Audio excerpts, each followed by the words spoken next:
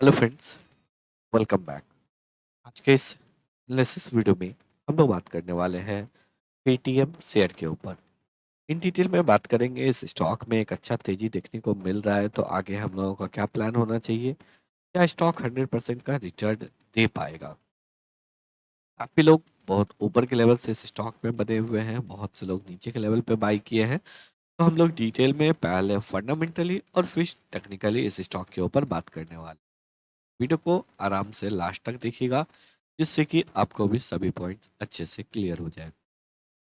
In case अगर आप चाहते हैं कि किसी स्टॉक के ऊपर एनालिसिस वीडियो आए, तो फिर आप उस स्टॉक का नाम कमेंट सेक्शन में पोस्ट कर सकते हैं। आने वाले वीडियोस में उन सभी स्टॉक्स को हम लोग कवर करने की कोशिश करेंगे। और अगर अभी तक आप लोग टेलीग्राम ग्रुप के साथ नहीं जुड़े हैं, तो टेलीग्राम ग्रुप के साथ जुड़ जाइए, क्योंकि यहाँ पे हम लोग लगातार इम्पोर्टेंट अपडेट्स को पोस्ट करते रहते हैं। चलिए अब बात करते हैं पेटीएम के शेयर के ऊपर। पेटीएम के शेयर में आज एक अच्छा तेजी देखने को मिला। स्टॉक तकरीबन 4% ऊपर क्लोज हुआ है। इनिशियली मॉर्निंग सेशन से ही देखेंगे गैप अप ओपनिंग हुआ और लगातार स्टॉक में हम लोगों को एक अच्छा तेजी ही देखने को मिला, और फाइनली स्टॉक अपने डे के हायर साइड पे ही क्लोज हुआ है। लास्ट 1 मंथ की अगर बात करेंगे, स्टॉक 25% के रिटर्न के साथ ट्रेड कर रहा है, और लास्ट 1 ईयर में स्टॉक ने तकरीबन 9.5% का रिटर्न बना के दिया है, और स्टॉक 1 ईयर के हाई पे ट्रेड कर रहा है। तो चलिए अब हम लोग फंडामेंटल पॉइंट्स के ऊपर बात करते हैं। सबसे पहले अगर देखेंगे, 59,652 करोड़ का मार्केट कैप है, तो एक लार्ज कैप कंपनी है। कंपनी के क्वार्टरली रिजल्ट के ऊपर अगर बात करेंगे, तो सितंबर क्वार्टर का रिजल्ट अच्छा रहा। अच्छा क्यों रहा? क्योंकि अगर यहाँ पे आप देखेंगे, सितंबर 2021 से continuously each and every quarter company ने लॉस किया है। फाइनली ये आपको एक ऐसा क्वार्टर है जहाँ पे कि कंपनी ने नेट प्रॉफिट पोस्ट किया है। हालांकि अगर यहाँ पे बात करेंगे, ये जो नेट प्रॉफिट है ये अदर इनकम की वजह से है। ओवरऑल अगर हम लोग एबिटा बेसिस पे देखेंगे, तो कंपनी ने लॉस किया है 400 करोड़ का, 24% के निगेटिव ऑपरेटिंग प्रॉफिट मार्जिन के साथ। लेकिन यहाँ पे अदर इनकम की वजह से जो है कंपनी ने यहाँ पे नेट प्रॉफिट पोस्ट किया है। अब इंटरेस्टिंग हो जाता है नेक्स्ट क्वार्टर का रिजल्ट। अगर नेक्स्ट क्वार्टर में कंपनी यहाँ पे वापस से प्रॉफिट शो करता है, तो फिर इस स्टॉक में जो है हम लोगों को एक अच्छा री रेटिंग देखने को मिल सकता है। ईयरली बेसिस पे अगर हम लोग बात करेंगे, तो ईयरली बेसिस पे लगातार जो है कंपनी का सेल्स इंक्रीज हो रहा है, लेकिन कंपनी का यहाँ पे ऑपरेटिंग प्रॉफिट मार्जिन ये आपको अभी भी निगेटिव में है, यानी कि डाउन साइड में ही है। अभी भी कंपनी प्रॉफिटेबल नहीं है। लेकिन एक जरूर यहाँ पे देखने को मिलेगा, जो कंपनी का नेट लॉस यहाँ पे 4,231 करोड़ का कंपनी नेट लॉस कर रहा था, वो टीटीएम बेसिस पे आपको रिड्यूस होके 682 करोड़ का हो चुका है। अर्निंग पर शेयर भी आपको रिड्यूस होके 10.72 निगेटिव का आ चुका है, जो कि एक समय में 726.78 का था। और इसी के साथ अगर कैश फ्लो की बात करेंगे, तो कैश फ्लो में भी हम लोगों को इम्प्रूवमेंट देखने को मिल रहा है। लगातार जो है कैश फ्लो इम्प्रूव हो रहा है, और यहाँ पे अब नेट कैश फ्लो यानी कि कैश ऑपरेटिंग एक्टिविटी से जो कैश फ्लो है वो पॉजिटिव हो चुका है, और नेट कैश फ्लो भी आपको पॉजिटिव हो चुका है। अगर हम लोग शेयर होल्डिंग पैटर्न के ऊपर बात करेंगे, तो एफआई के पास 55.53% का होल्डिंग है। एफआई का स्टेक यहाँ पे लगातार डिक्रीज हुआ है, लेकिन यहाँ पे इंक्रीज हुआ है आपको डीआई का स्टेक। लगातार अगर देखेंगे, तो डीआई का स्टेक यहाँ पे इंक्रीज हुआ है। साथ ही साथ यहाँ पे इंक्रीज हुआ है पब्लिक का स्टेक। पब्लिक में भी 9.09% जो है विजय शेखर शर्मा जी के पास है, जो कि पेटीएम पर है।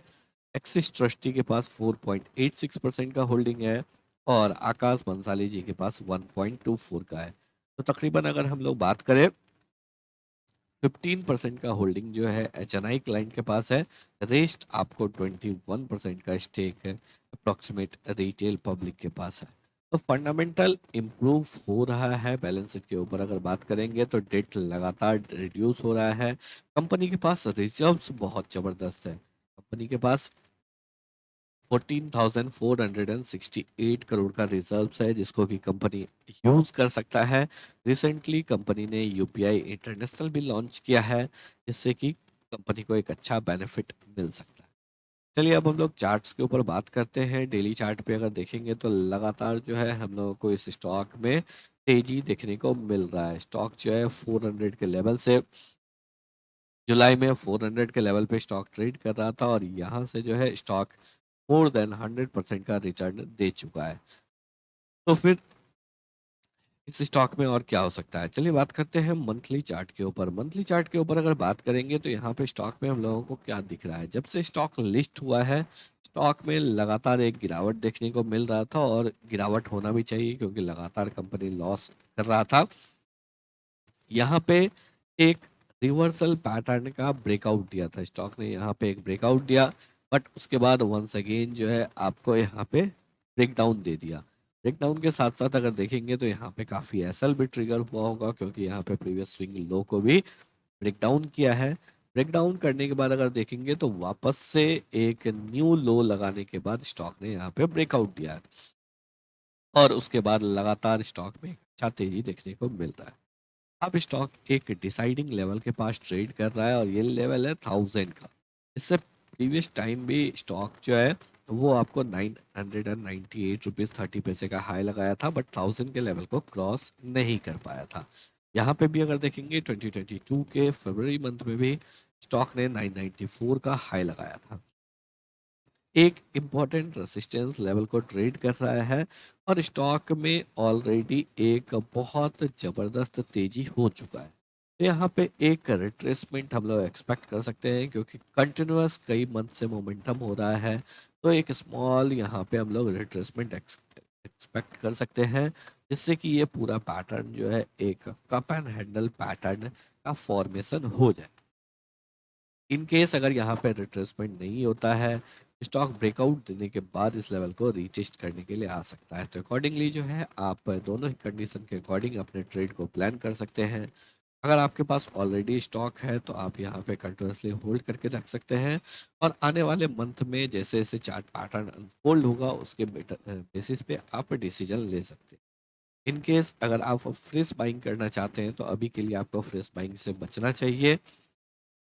अगर यहाँ पे स्टॉक एक रिट्रेसमेंट ले लेता है और उसके बाद 1000 के लेवल के ऊपर ब्रेकआउट देता है तो ये बेस्ट सिनेरियो होगा जहाँ पे कि एक छोटे रिस्क के साथ हम लोगों को एक बड़ा टारगेट इनफैक्ट ऊपर की साइड में स्टॉक अपने ऑल टाइम हाई पर भी जा सकता है। आई होप आप लोगों को सभी पॉइंट्स जो है बिल्कुल अच्छे से क्लियर हो गए होंगे। अगर आप लोगों को वीडियो पसंद आया हो, एनालिसिस अच्छा लगा हो, वीडियो को लाइक करके चैनल को सब्सक्राइब जरूर